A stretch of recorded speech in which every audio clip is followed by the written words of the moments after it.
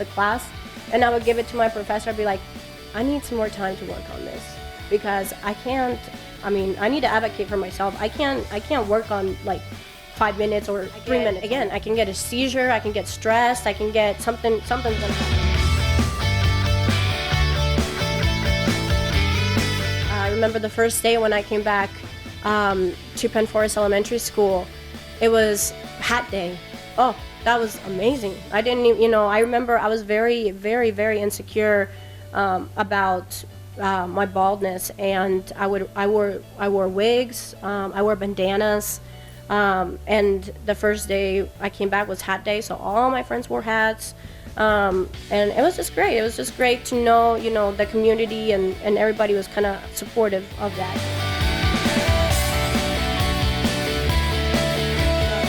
I really let my professors show them my vulnerable side, that I really need help on this.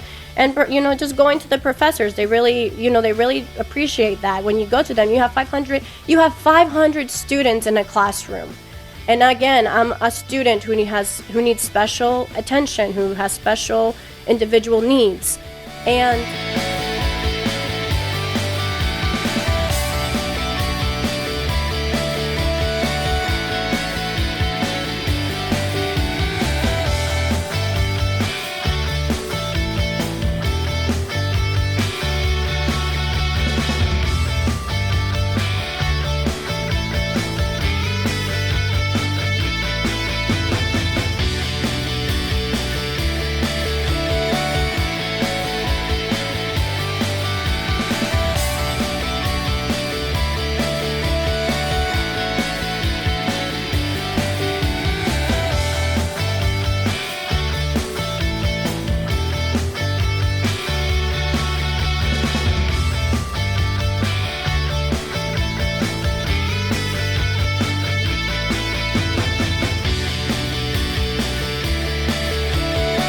with young patients, I do lots of things, either Play-Doh, we do board games, we do arts and crafts, puzzles, we do little action figures, blocks. It depends on the age of the patient, what their interests are, video games.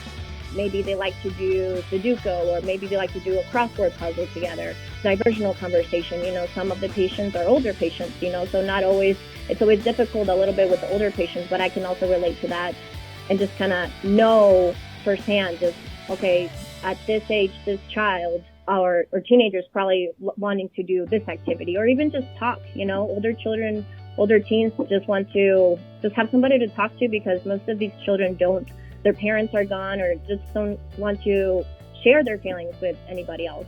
And so I'm there to be there for them emotionally, socially, and just helping them cope.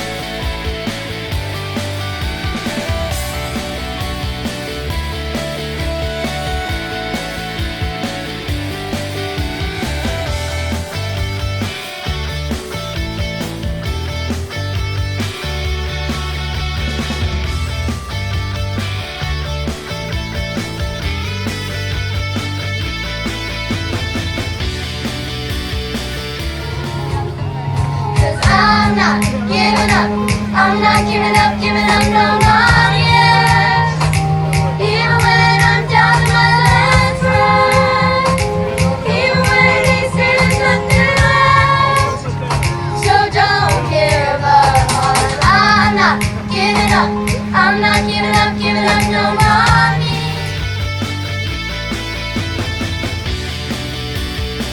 Still remember, summers never look the same. The years go by and time just seems to fly. The memories remain in the middle of September.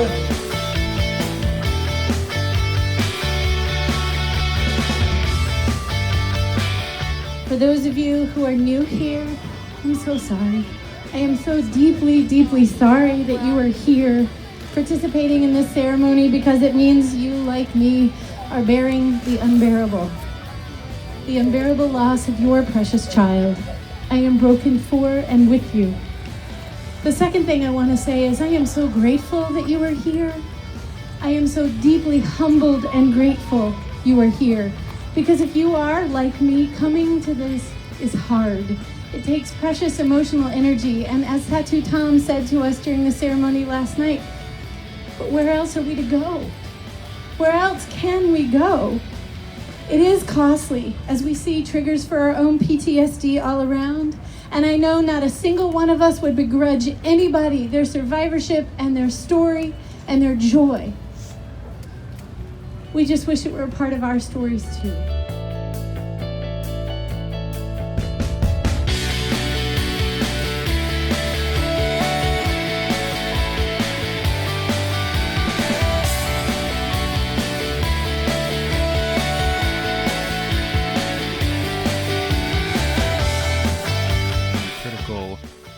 For your own peace of mind, because of your own past health setbacks, have in some ways been a challenge for you to overcome as you've pursued higher education and a career. I know that, and you mentioned this, that you are looking forward to a career working with children professionally. And you mentioned that you've received your undergraduate degree, and that also, I think you've also completed some practicum work at Children's National Health System in Washington, D.C. So can you tell me sort of about what's, as you look forward, sort of what you envision for your career path and where you think and hope that will take you? Yes, of course. Really, I envision myself being an advocate for not just childhood cancer patients, but also hospitalized children. I envision myself in the child life profession, and just being there for the child or the adolescent who's just having the roughest time coping with their illness. Well, that sounds like a really noble pursuit, and it's good to know that you are engaged in this work and really applying what you experienced as a patient to the way that you engage with the world and help other patients. So that's really great to hear, and thank you.